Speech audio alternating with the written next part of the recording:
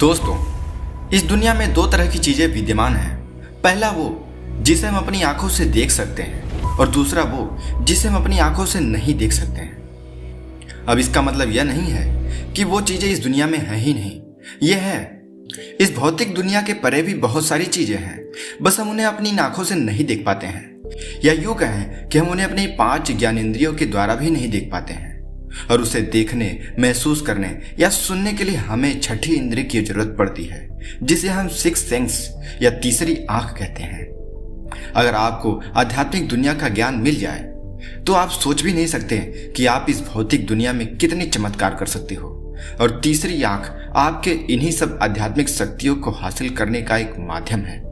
दोस्तों, मैं जानता हूं कि मैं और मेरी वीडियो को रेगुलर देखने वाले सभी लोग इस ब्रह्मांड की आध्यात्मिक और अलौकिक शक्तियों पर विश्वास करते हैं और कहीं न कहीं इसे हासिल भी करना चाहते हैं। मेरे साथ साथ आप भी ऐसी चीजों पर विश्वास करते हो जो इस भौतिक दुनिया की रियलिटी या वास्तविकता से कहीं ज्यादा आगे है।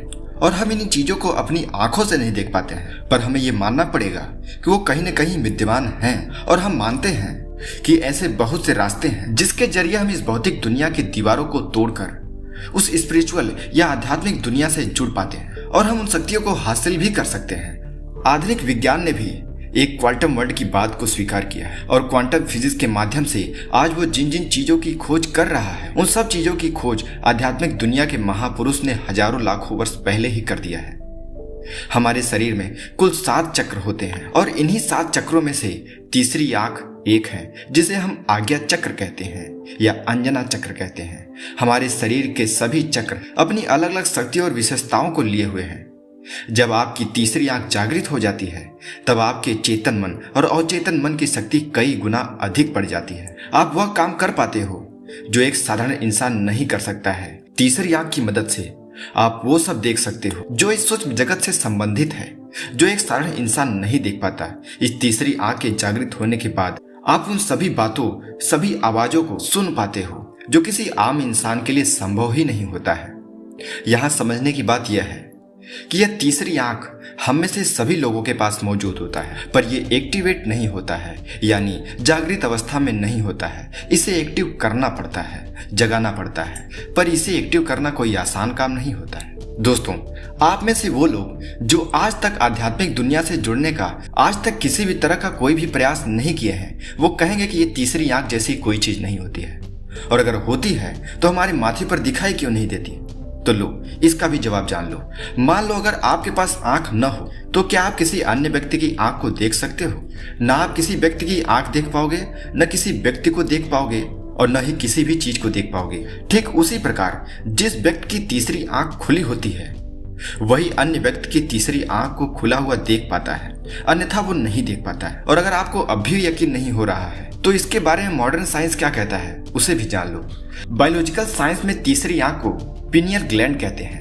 जैसे कि आपको पता होगा, हमारे दिमाग में 2 हेमिस्फीयर हैं और पाइनियल ग्लैंड इन्हीं दोनों के बीच में मौजूद है।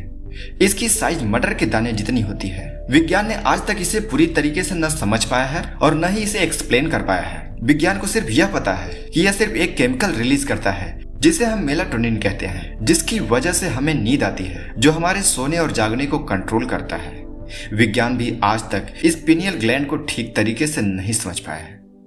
अब आप कहोगे कि अगर ये ग्लैंड है तो इसे तीसरी आंख क्यों कहते हैं? तो जवाब है इसके स्थान की वजह से। यह हमारे दोनों आंखों के बीच में मौजूद जगह से हल्का सा ऊपर दोनों भौहों के बीच में मौजूद होता है। अब चाहे जो हो, पर इसका जिक्र हमारे धर्म ग्रंथों में मिलता रहता है और यह मान्यता है कि इसके जागृत होने के बाद हम परलौकिक चीजों से संपर्क कर पाते हैं। दूर बैठे किसी व्यक्ति या वस्तु को बड़ी आसानी से देख पाते हैं, चीजों को बहुत गहराई से देख और समझ भी पाते हैं। पिनियल ग्लैंड को आत्मा के स्थान का निवास कहा जाता है क्योंकि आत्मा इसी जगह निवास करती है। परंतु तीसरी आंख को खोलना या एक्टिवेट करना उतना आसान नहीं है जितना हम समझ रहे हैं। इसे खोलने के लिए गहरे और नियमित ध्यान और योगासन की जरूरत पड़ती है। योग शास्त्र के अनुसार जब किसी व्यक्ति की तीसरी आंख जागृत होती है तब वह व्यक्ति अपने अंतर्ज्ञान से जुड़ पाता है और उसमें अपने भूत, भविष्य और वर्तमान तीनों से संवाद करने की क्षमता प्राप्त हो जाती है। वह किसी भी व्यक्ति के भूत, भविष्य और वर्तमान तीनों को देख सकता है। वो अपने रोगों का इलाज, अपनी समस्याओं का समाधान खुद ही निकाल लेता है। पर ऐसा तभी हो पाता है जब उसका तीसरा नेत्र पूरी तरीके से एक्टिवेट हो। जब आप मेडिटेशन यानी ध्यान को रेगुलर करते हो तो आपके अंदर दिव्य शक्तियां आती हैं। आपकी तीसरी आंख धीरे धीरे सक्रिय होने लगती है, और जब आपकी तीसरी आंख धीरे धीरे एक्टिवेट हो रही होगी तब आपको अपने थर्ड आइज के स्थान पर अजीब सा प्रेशर महसूस होगा और खुजली भी होने लगेगा। आप थोड़ा अजीब महसूस करने लगेंगे। आपको पता चलने लगेगा कि इस भौतिक दुनिया के परे भी कोई दुनिया है, कोई चीजें मौजूद हैं जो हमें दिखाई नहीं दे रही हैं पर उनका अस्तित्व है। जब आपकी तीसरी आंख जागृत हो रही होगी तब आपको अजीब अजीब चीजें दिखाई देने लग जाएंगे। आपको अजीब आवाज सुनाई देने लगेगी। मतलब कुल मिलाकर आप वो चीजें सुनने लगोगे, देखने लगोगे जो कि एक आम या साधारण इंसान नहीं देख सकता है, और आप शायद उन सब चीजों से डरने भी लग जाओ। पर दोस्तों, आपको इससे डरने की जरूरत नहीं है। अगर आपके साथ ऐसा हो रहा है तो आप इसे डरिए मत। कुछ दिनों के बाद आप इसे समझने लगोगे और इस पर कंट्रोल करना भी सीख जाओगे।